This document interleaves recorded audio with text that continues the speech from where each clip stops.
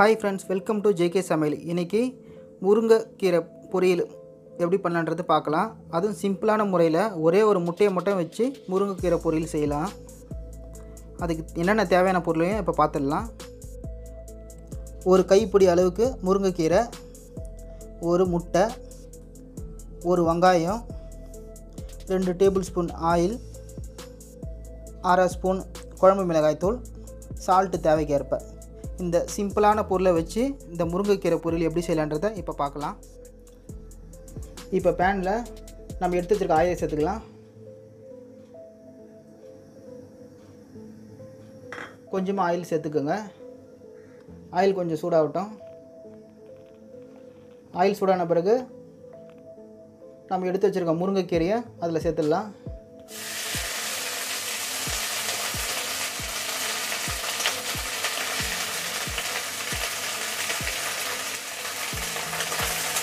இந்த கீரையை வந்து இந்த ஆயிலே கொஞ்ச நேரம் வதக்கிக்கலாம்.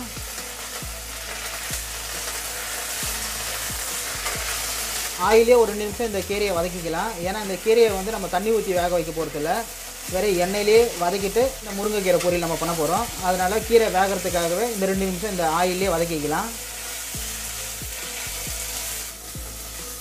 பாருங்கள், 2 நிமிஷத்துலேயே கீரை எந்தளவுக்கு வதங்கிச்சு பாருங்கள். இந்த முருங்கைக்கீரையை வந்து நம்ம முட்டை போட்டு செய்கிறதுனால கசப்பு வந்து சுத்தமாக இருக்காது. குழந்தைங்க கூட விரும்பி சாப்பிடுவாங்க. அந்தளவுக்கு நல்ல ஹெல்த்தியான ஃபுட்டு இது. முருங்கைக்கீரை நம்ம அடிக்கடி உணவில் சேர்த்துக்கும் போது இந்த கண் சம்மந்தப்பட்ட பிரச்சனையாக நமக்கு இருக்காது. இந்த மாதிரி ட்ரை பண்ணி பாருங்கள். முருங்கைக்கீரையை ரொம்ப சிம்பிளான முறையில் செஞ்சிடலாம். இதை இப்போ இது வதங்கிடுச்சு. இந்த கீரை இதை ஒரு பிளேட்டில் திரும்பி மாற்றிக்கலாம். இப்போ அதே பேனில் நம்ம எடுத்து வச்சுருக்க மீதம் உள்ள ஆயிலை அதில் சேர்த்துக்கலாம்.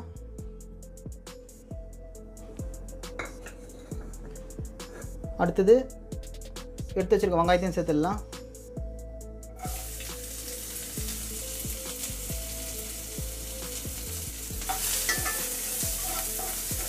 இப்போ வெங்காயமும் கொஞ்சம் வதங்கட்டும் ஆயிலில். இப்போ வெங்காயம் கொஞ்சம் வதங்கிடுச்சு. கொஞ்சமாக சால்ட்டு சேர்த்துக்கலாம்.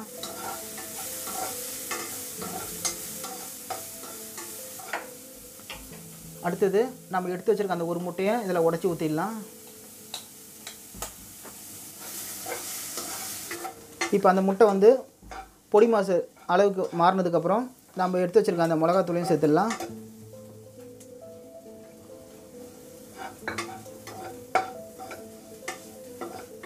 இப்போ முட்டையை நல்லா ஃப்ரை ஆயிடுச்சு.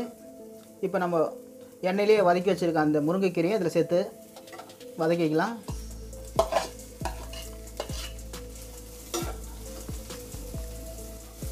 கீரையை சேர்த்த பிறகு இந்த முட்டையிலே வந்து 1 நிமிஷம் வரைக்கும் நல்லா கலரி விட்டுக்குங்க.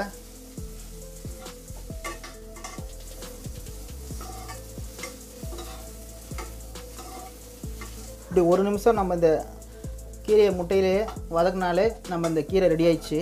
இப்போ பாருங்கள், கீரை நல்லா ரெடி ஆயிடுச்சு. முருங்கைக்கீரை முட்டை பொரியல் ரெடி. இந்த முருங்கைக்கீரை பொரியலை வந்து இந்த மெத்தடில் செய்கிறதுனால குழந்தைங்களும் சரி பெரியவங்களும் சரி சாப்பாட்டுக்கு மட்டும் இல்லாமல் வெறும் சும்மாவே சாப்பிட்டுடலாம். அந்தளவுக்கு ரொம்ப டேஸ்ட்டாக இருக்கும். இதை நீங்களும் ஒரு முறை உங்கள் வீட்டில் ட்ரை பண்ணி பாருங்கள். ட்ரை பண்ணிங்கன்னா கண்டினியூவாக இதே மெத்தட்லேயே நீங்கள் அடிக்கடி செஞ்சு பார்த்தீங்கன்னா இருப்பீங்க. அந்தளவுக்கு ரொம்ப சுவையான முருங்கைக்கீரை முட்டை பொரியல். இந்த வீடியோ பிடிச்சிருந்தா அந்த வீடியோவை லைக் பண்ணுங்கள், ஷேர் பண்ணுங்கள். இதுவரை நம்ம சேனலில் சப்ஸ்கிரைப் பண்ணலைன்னா மறக்காமல் சப்ஸ்கிரைப் பண்ணுங்கள். மீண்டும் அடுத்த ஒரு வீடியோவில் சந்திப்போம்.